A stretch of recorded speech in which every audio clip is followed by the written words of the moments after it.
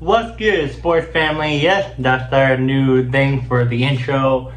Today we'll be doing another NBA offseason grade, and we're going to be doing the Phoenix Suns. Did they do good this offseason? Did they do bad this offseason? Are they going to be a playoff team or not? So let's get started. First up, key moves and roster changes. Kevin Durant was traded to Houston. In a 7-team deal, the Suns moved Durant and got back Jalen Green, Jalen Brooks, and the right to the number 10 pick, and also Rasheed Fleming, Kobe Bray, plus a future second-round pick. Bradley Beal buyout and stretch. Beal's contract was bought out and stretched, simplifying the roster and freeing up some flexibility. Devin Booker extension. Booker signed a 2-year, $145 million maximum extension, locking him up through the 2029-30 season and reinforcing him as the clear centerpiece of the franchise. New coach and front office leadership. Jordan Oat was hired as the head coach and Brian Gregory was promoted to GM, signaling a change in direction. Acquired center Mark Williams, traded for Williams from Charlotte, giving the Suns a younger, promising option in the front court. And last but not least, youth and draft assets added. The Suns added several young players and draft picks. In Durant's trade. Also re-signed Colin Gillespie, if I said his last name correctly, my apologies, and brought in another role player to fill out the roster and support roles. Let's go over this. So pretty much, as you guys know, Kevin Durant traded to the Rockets. I wasn't really a big fan on the trade that they got back. I'm not a really big fan of Jalen Green. Yes, he's still young. He still has a lot of potential in him. But I feel like they could have gotten way more. I know KD is a little bit older, but it is what it is. Dylan Brooks, I think he's a solid piece, but it's Kevin Durant. You should have gotten more than a few picks and two players that really, not a lot. But it is what it is. This is what they got. I think the Miami Heat trade would have been better for them because they're much younger, and I feel like they're, better. More picks you get out of it too, but that's why I thought about it. Bradley Beal buyout. We saw this coming just by bringing Jalen Green. You didn't want Booker, Green, and Beal. That's too many good guards. It's too much. So you had to get rid of one, and Bradley Beal didn't want to be there. So yep, Bradley Beal left, and now he's in LA with the Clippers. Devin Booker extension, 2 years, $145 million, a lot.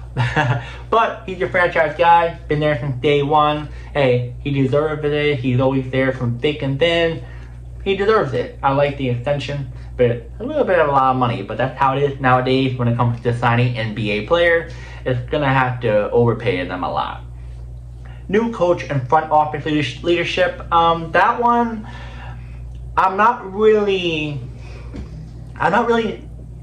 don't know them really, and I'm not really confident in them because I really don't know a whole lot. But hey, I hope they shock not only me but everyone else in the NBA that they're a good GM and they're a good head coach.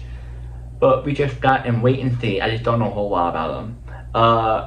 Acquired Mark Williams. This one was kind of silly. They could have definitely got a better center. Yes, Mark Williams, when healthy, he's pretty good.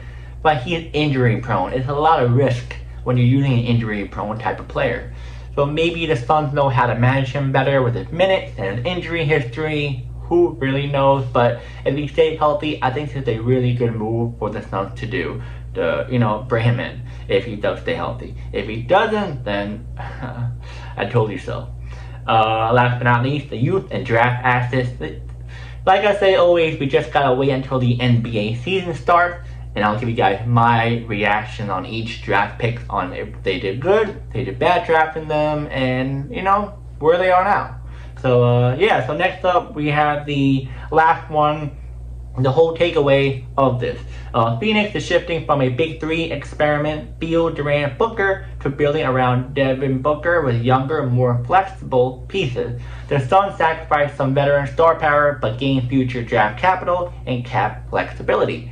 The changes also reflect a stronger defensive mindset and an attempt to find better fit and cohesion.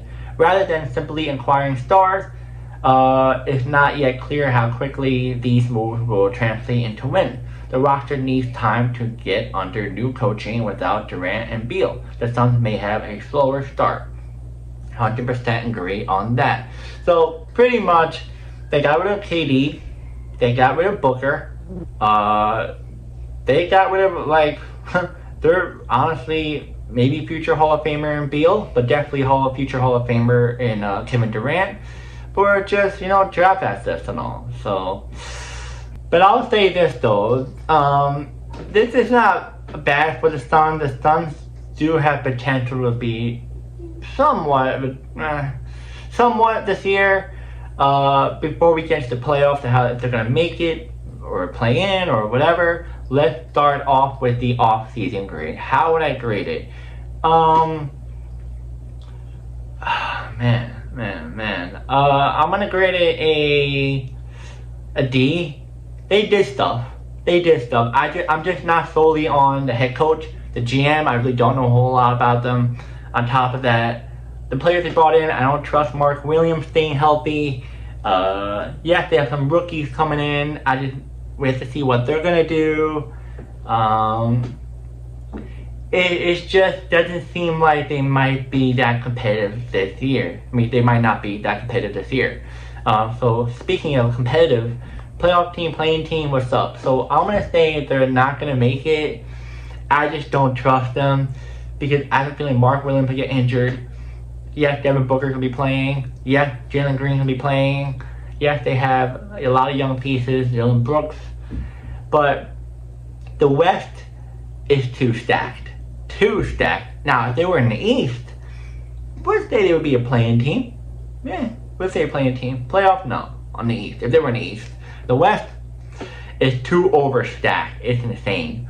So, yeah, it's going to be a little rough stretch for Suns fans. I mean, the Suns did pretty good the last couple of years. I know last year didn't really show it, but they'll be okay. They built somewhat of a good foundation the last couple of years. Ever since they brought Booker in, they built a very solid organization. Stuff happened. I'm a Knicks fan. We've been pretty bad for a while too, so we have our ups and downs.